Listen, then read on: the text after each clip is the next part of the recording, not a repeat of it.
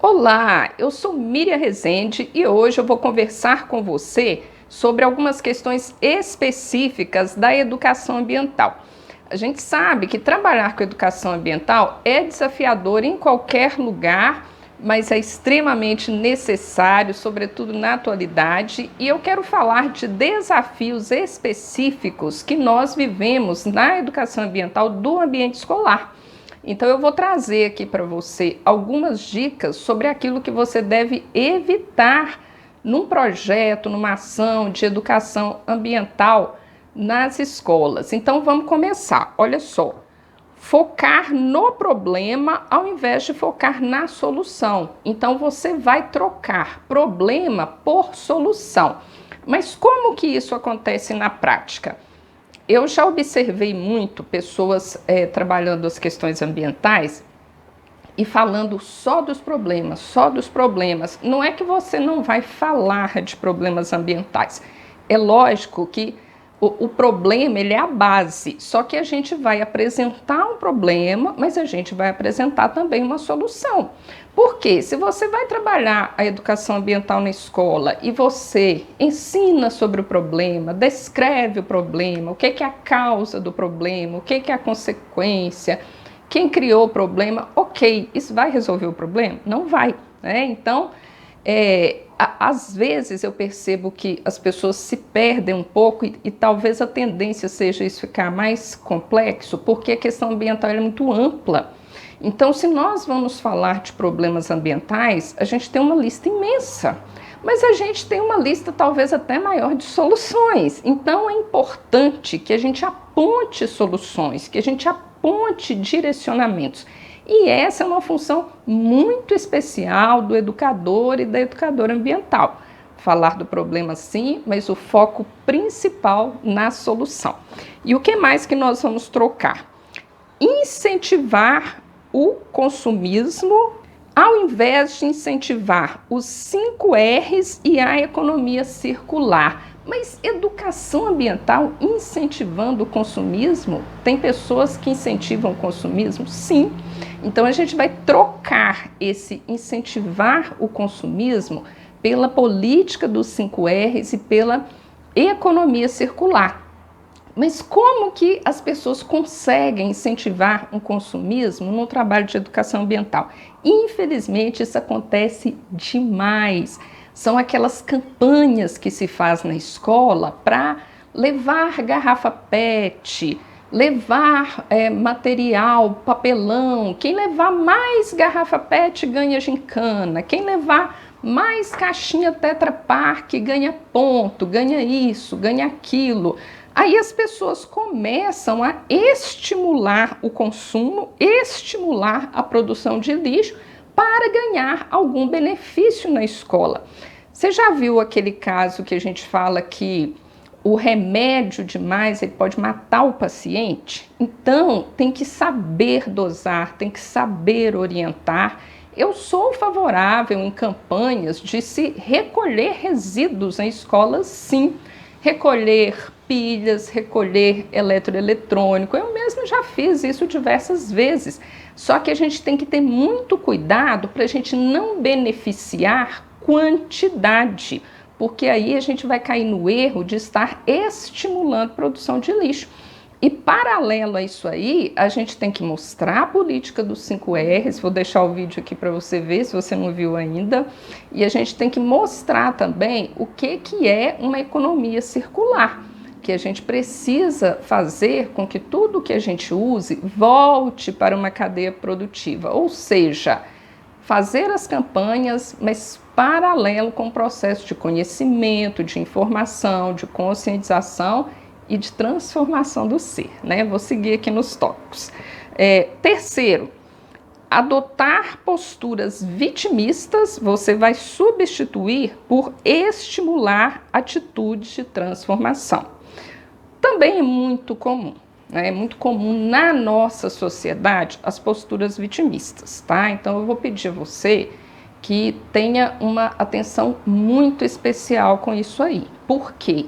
Eu nunca vi postura vitimista resolver nenhum problema.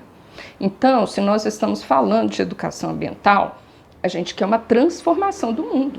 Então, é a transformação do indivíduo que a gente vai incentivar. Então, quando a gente começar a passar o conteúdo, passar o conhecimento sobre a educação ambiental, passar ideias, passar projetos, aí, o que a gente faz? Ah, mas o governo prejudica tudo. Ah, mas é porque o capitalismo. Ah, mas é porque os empresários. Ah, mas é porque isso, porque aquilo. E fica só nesse discurso de vítima. Como que o aluno vai se sentir?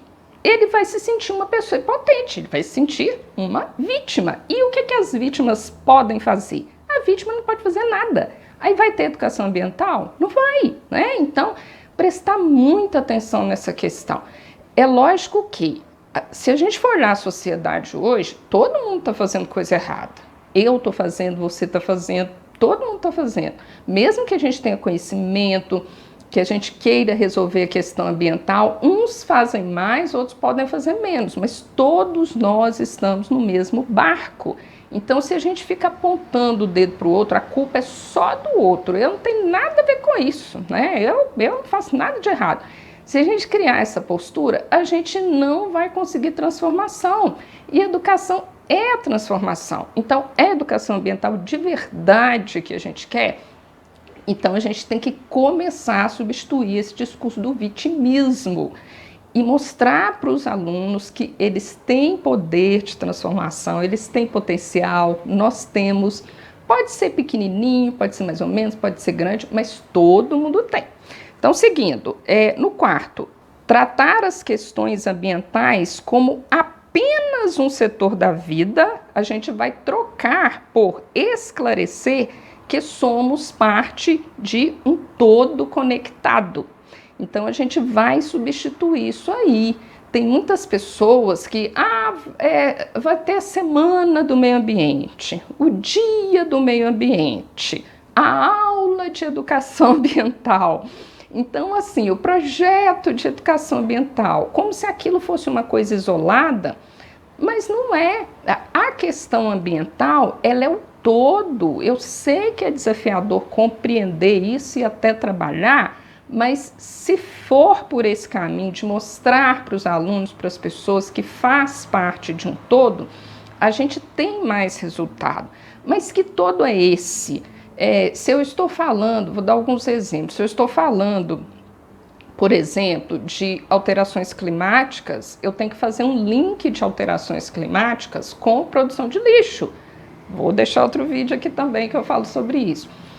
Se eu estou falando, por exemplo, de questão de inundações nas cidades, eu tenho que falar de impermeabilização do solo, eu tenho que falar de plano diretor, eu tenho que falar de crescimento urbano, eu tenho que falar da história das famílias brasileiras, da questão da industrialização no mundo, né? É lógico que eu não quero que você fique, né? Eu tenho que falar sobre tudo, então. Sobre tudo não tem jeito, mas escolher alguns pontos específicos que mostre para os alunos que existe uma conexão e que quando a gente sai de um evento de educação ambiental, de um projeto, de uma aula de educação ambiental, a gente pode até sair, mas aquilo ali não sai da gente, porque a gente está respirando, a gente está bebendo água, a gente está andando pelas ruas, a gente está se alimentando e tudo isso é a questão ambiental, é o todo, então não são partes fragmentadas, é um todo. E para a gente concluir, isso é mega poderoso, a gente vai trocar ensinar apenas com palavras por ensinar com exemplos. O exemplo é muito poderoso, muito poderoso. Então, a gente tem que amar o que a gente faz. Se a gente não ama, é melhor nem fazer.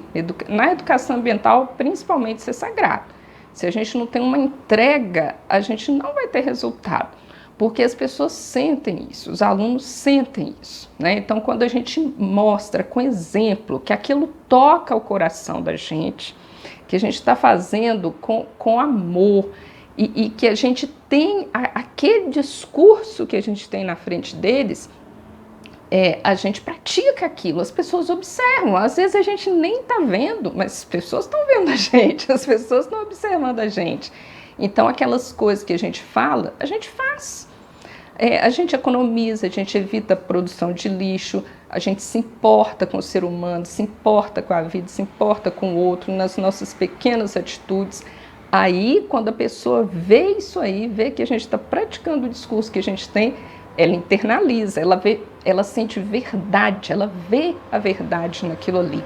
E o exemplo é o que tem de mais poderoso.